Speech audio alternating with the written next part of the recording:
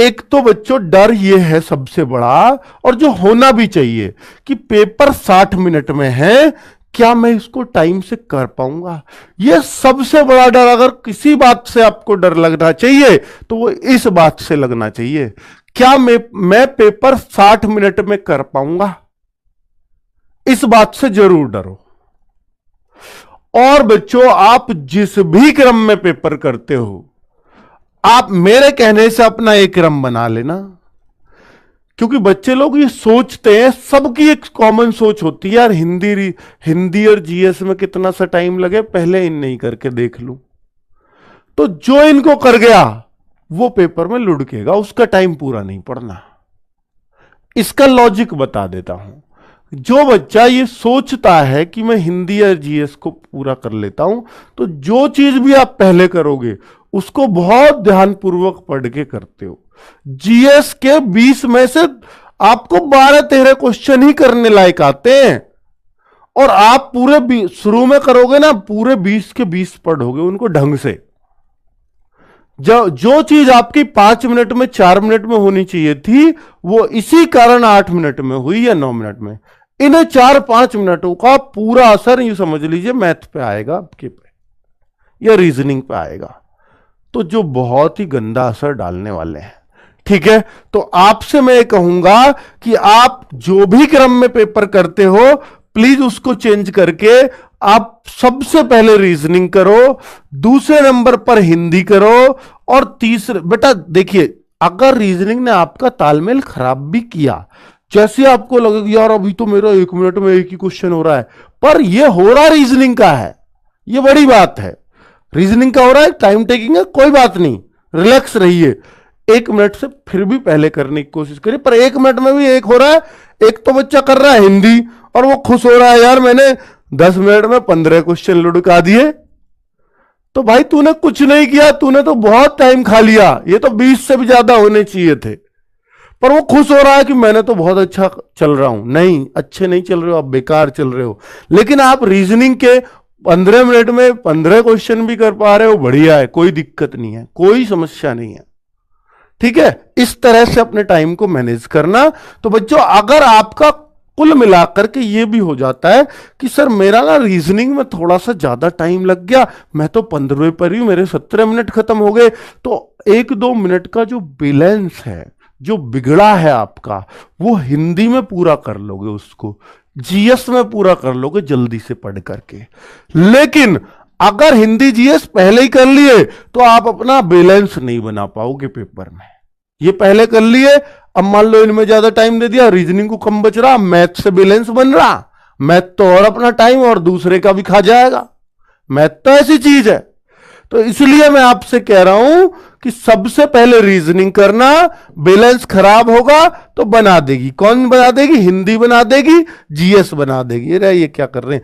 और बेटा एक लास्ट में जो बात है वो मैथ्स की कर रहा हूं, एक बात ये ध्यान दे लेना। इन्हें बताइए यार क्या है ये। तो मैथ्स का बच्चों जो लास्ट में जो मैथ्स होगा उससे फायदा ये होगा आप लोगों को, मैथ्स से फायदा ये होगा आप लोगों को बच्चों लास्ट में करने का, कि लास्ट में बचता है आपके पास बड़ा लिमिटेड टाइम।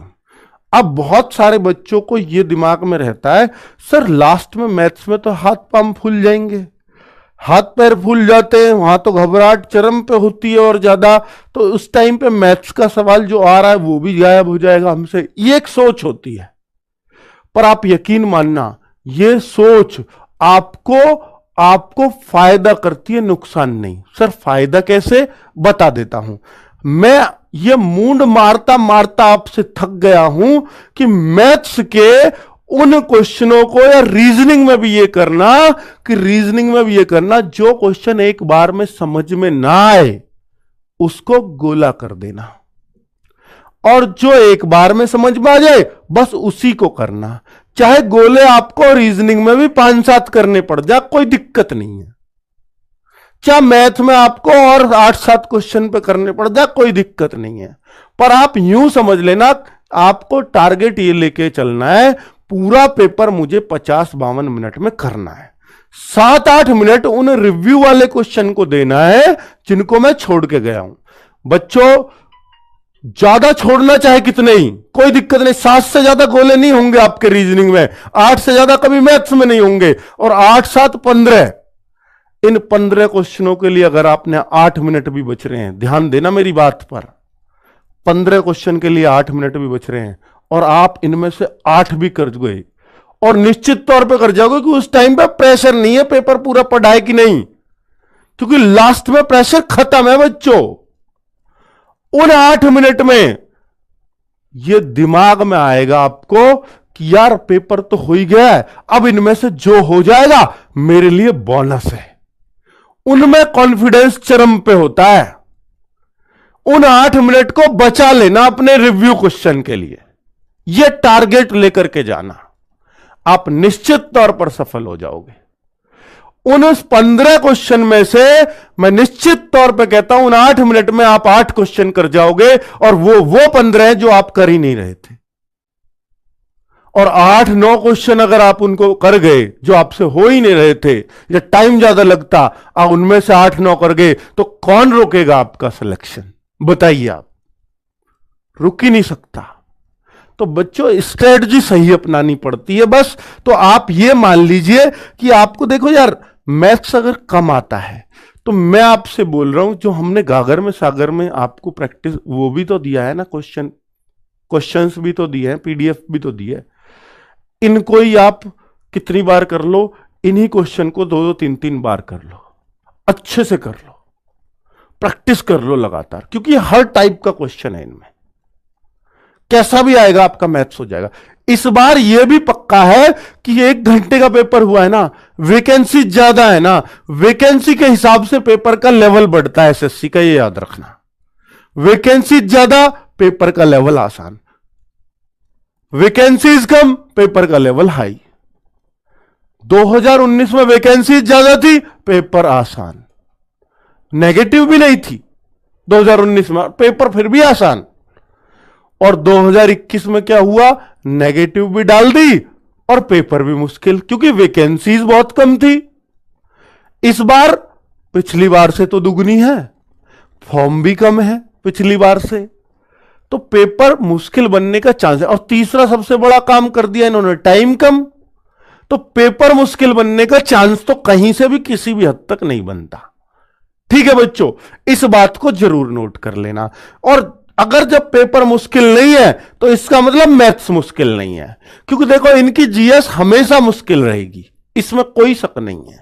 अगर आपका बहुत आसान इन्होंने करी तो ये आपसे ज्यादा से ज्यादा जीएस में कितने करवा देगा, अगर इसने बहुत आसान करी तो ये आपके 14 क्वेश्चन करवा देगा अगर आसान रही, और अगर बेटा ये अपनी सी पाया तो आपको 10 क्वेश्चन पे ही रोक देगा, 9-10 क्वेश्चन। तो जीएस तो इतने के बीच घूमनी है। जो सारा फर्क पड़ता है पेपर मुश्किल आसान का, वो मैथ्स से पड़ता है। रीजनिंग ये कभी मुश्किल कर ही नहीं सकते, ना इन्होंने आज तक किया है, ना इनके पास वो है तरीका मुश्किल करने का रीजनिंग को। ये बात नोट कर लेना, चाहे सीजीएल हो इनका, सीएचएसएल हो, सीपीओ हो, एमटीएस हो, एसएससी जीडी हो, रीजनिंग एक ही लेवल रहता है, कुछ फर्क नहीं पड़ता। बस हां सीजीएल में एक आध सीरीज मुश्किल पूछ लेते हैं आपसे, एक आध लॉजिक मुश्किल कर लेंगे, और इनके बस की मुश्किल करना कुछ भी नहीं है रीजनिंग में। ठीक है, बस अंकित भाटी की इस वीडियो उन तक मत पहुंचा देना, कभी वो दिल पे ले जा और फिर रीजनिंग ही मुश्किल कर दे, बाकी आज तक हुआ नहीं है ऐसा। ठीक है, और हिंदी इसलिए मुश्किल नहीं होगी क्योंकि साफ साफ ये बात कह रखी है, क्या हिंदी के लिए यह बात इन्होंने साफ साफ कह रखी है कि सामान्य बोलचाल की भाषा से क्वेश्चन बनाने, सामान्य बोलचाल की भाषा से क्वेश्चन बनेंगे, यानी जो पर्यायवाची भी होंगे तो वो चीजें होंगी जिनको हम रोज बोल रहे हैं। पृथ्वी बोल रहे हैं हम रोज, ठीक है, तो भगवान बोल रहे हैं हम रोज, तो इस तरह की चीजों के ही पर्यायवाची शब्द पूछे जा सकते हैं, ऊट पटांग वर्ड नहीं आएगा। ठीक है, जो कॉमन पर्यायवाची है वही ये पूछते हैं। विलोम शब्द भी हो उनमें से ही होते हैं, मुहावरे वो होते हैं जो हम यूज करते हैं या जो हम हर जगह पढ़ते हैं। तो कभी भी एसएससी जीडी में कोई भी ऐसी चीज उठपटांग नहीं आती जिसको ये कहीं से भी उठा के पूछ लें। तो इसलिए हिंदी में आपको घबराना नहीं है बिल्कुल भी। जीएस में मैंने बता दिया बहुत ज्यादा फर्क नहीं पड़ता, आसान पूछी तो 14 करवा देंगे, मुश्किल पूछी तो आपको 9-10 पे रोक देंगे बस।